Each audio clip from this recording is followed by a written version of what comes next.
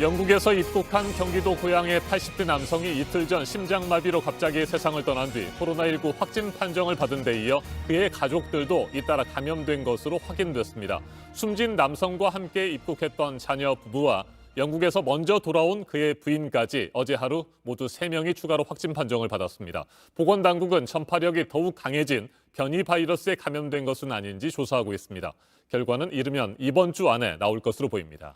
네, 영국발 변이 바이러스로 만약에 확인이 된다면 이 강력한 전파력 때문에 정부의 방역 대응도 훨씬 더 힘들게 만드는 것이어서 당국이 지금 긴장하고 있습니다. 정부는 현재 모든 외국인은 아니고 영국에서의 입국을 막고 있고요.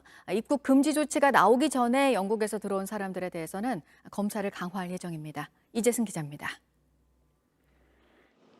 최근 영국에서 입국한 80대 남성이 이틀 전 심정지로 사망한 뒤 코로나19 확진 판정을 받았습니다. 이어 진단검사를 받은 배우자와 자녀 부부 등 3명도 어제 잇따라 양성 판정을 받았습니다. 숨진 남성은 지난 13일 자녀 부부와 함께 국내에 들어왔는데 이들은 모두 입국 당시 음성 판정을 받은 뒤 자가 격리 중이었습니다. 또 이 남성의 배우자는 지난달 8일 영국에서 먼저 입국했고 2차례 검사에서 모두 음성으로 나와 자가 격리도 끝난 상태였습니다. 그러나 이번에 밀접 접촉자로 분류돼 재검사를 했고 결국 일가족 모두가 확진됐습니다. 방역 당국은 전파력이 강한 변이 바이러스 감염 여부를 분석 중입니다.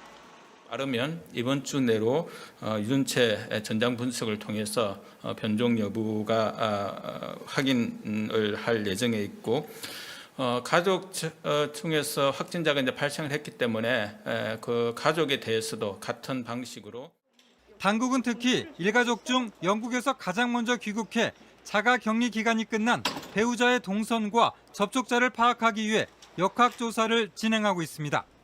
이들 일가족이 국내 코로나19 확진자를 통해 감염됐을 가능성도 배제하지 않고 있습니다. 한편 어제 오후 6시까지 국내 코로나19 확진자는 모두 559명으로 전날 같은 시간대보다는 103명 줄었습니다.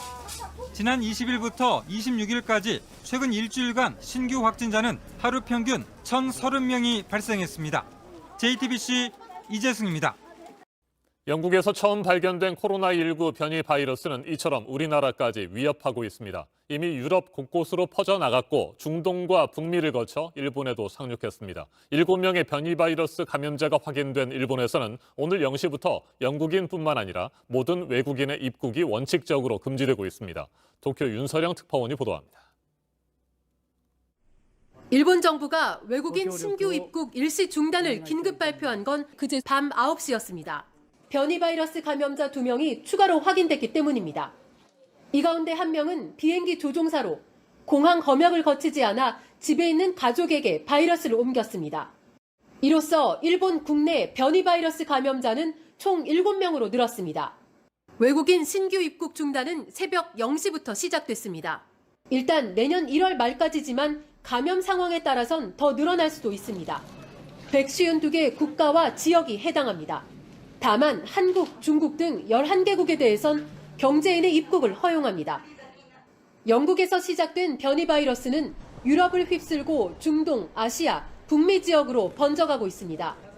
캐나다에서도 감염 사례 2건이 처음 확인됐고 미국 로스앤젤레스 카운티는 변이를 확인하기 위한 조사에 들어갔습니다. BBC에 따르면 영국발 입국을 제한하는 국가는 40여 개국에 달합니다. 사우디아라비아, 오만, 쿠웨이트 등은 아예 일주일간 국경을 폐쇄했습니다.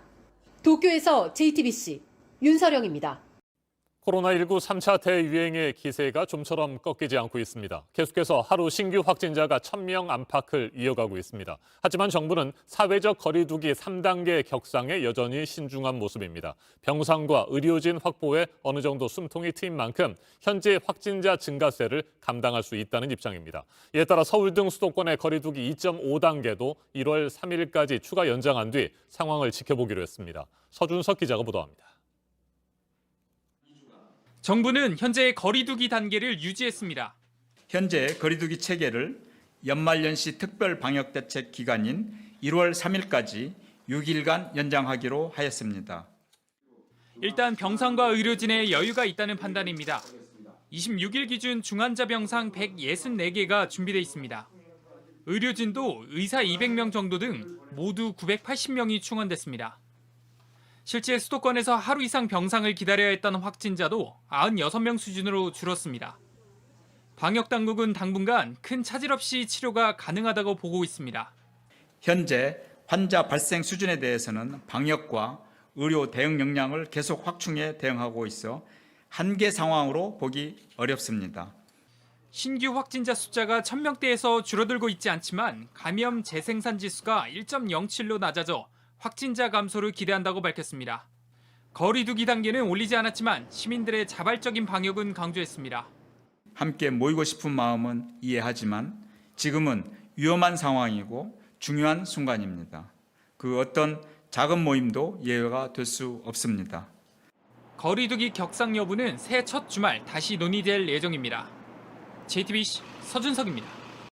수도권 지역의 사회적 거리두기 2.5단계가 현행 그대로 일주일 연장됐지만 일부 업종에 대한 규제는 좀 더 강화됐습니다. 맥도날드와 같은 패스트푸드점 매장 안에서는 커피 등 음료수만을 주문해서 마실 수 없습니다. 무인 카페와 홀덤펍의 규제는 전국으로 확대됐습니다.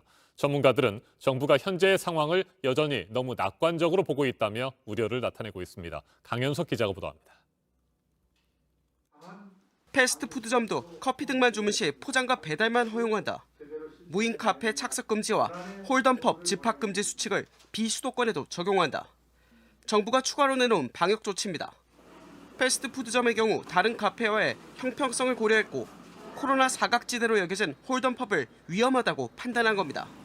하지만 특정 장소나 공간만 규제한다고 해결될 단계가 아니란 지적이 나옵니다.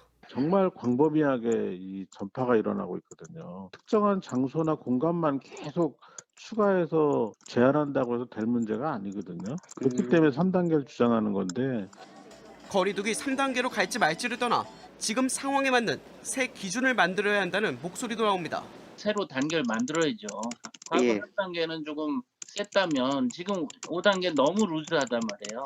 현장에서 적용관리, 국민들이 알아듣기 쉬운 간단해야 된다.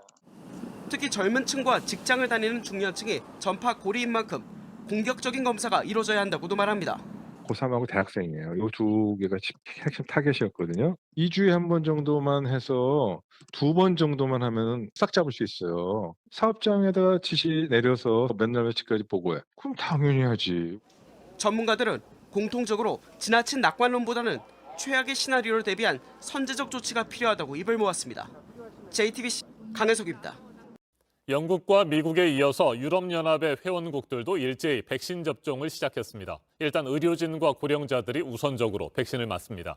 이에 따라 유럽에서는 코로나19와의 전쟁이 머지않아 끝날 것이라는 희망도 조금씩 생겨나고 있습니다. 박지훈 기자입니다. 현지 시각 27일 아침 올해 101살인 게르트 루트 하제 씨가 독일 베를린에서는 처음으로 코로나19 백신을 접종했습니다. Ich denke gut, denke ich, ja. Ich merke nicht. Die Impfung selbst war auch sehr gut. Hat überhaupt nicht irgendwie, ist ja manchmal so ein bisschen. 이날 베를린에는 9,750회분의 백신이 보급됐습니다. 가장 취약한 곳으로 꼽히는 요양원 거주자들을 시작으로 내년 2월 초까지 양로원과 요양원 대상 접종을 끝낼 계획입니다. 같은 날 프랑스에서는 78살 모리세트 씨가 처음 백신을 맞았습니다. 마크롱 대통령은 우리에게 백신이라는 바이러스와 싸울 새로운 무기가 생겼다고 트위터에 소감을 올렸습니다. 같은 날 스페인과 이탈리아, 오스트리아 등 대부분의 유럽 연합 회원국들에서 동시에 백신 접종이 시작됐습니다. Es ist der 27. Dezember des Jahres 2020, ein historischer Tag. Die Impfung ist der Gamechanger, das haben wir immer gewusst und mit dem heutigen Tag wird diese Phase eingeläutet. 유럽연합 27개 회원국은 집단 면역이 가능한 인구 70%까지 접종하는 것을 목표로 하고 있습니다. 의료 종사자와 고령자 등이 먼저 접종이 되고 일반 시민들은 내년 봄이나 여름부터 백신을 맞을 전망입니다. 12월 중순 기준 이후 27개국 누적 확진자는 1,400만 명, 누적 사망자는 33만 6천여 명이 발생했습니다. JTBC 박지윤입니다. 미국의 코로나19 상황은 갈수록 악화되고 있습니다. 누적 확진자 수는 1,900만 명을 넘어섰습니다. 지금까지 숨진 사람도 33만 2천여 명에 이릅니다. 하지만 미국 보건 전문가들은 아직까지 최악의 시점이 오지 않았다고 경고하고 있습니다. 전다빈 기자입니다.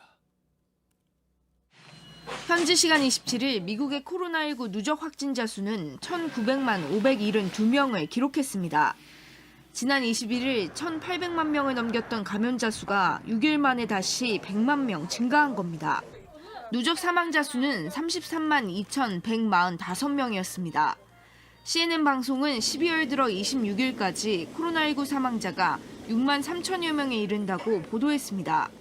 이는 코로나19의 세계적 대유행 이후 최대치입니다.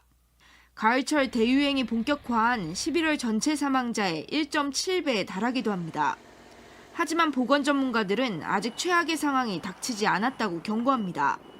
앤서니 파우치 미 국립알레르기 전염병 연구소 소장은 CNN과의 인터뷰에서 최악의 상황이 곧 찾아올 수 있다고 우려를 나타냈습니다. We very well might see a post-seasonal, in the sense of Christmas, New Year's surge. 크리스마스 전후로 여행객이 급증했고 새해 연휴를 맞아 가족 친지 모임이 늘면서 코로나19가 더욱 빠르게 퍼질 것이란 전망입니다. 미 교통안전청에 따르면 실제로 성탄절에만 61만 6천여 명이 공항 검색대를 통과하는 등 이동량이 크게 늘었던 것으로 나타났습니다. JTBC 전다빈입니다.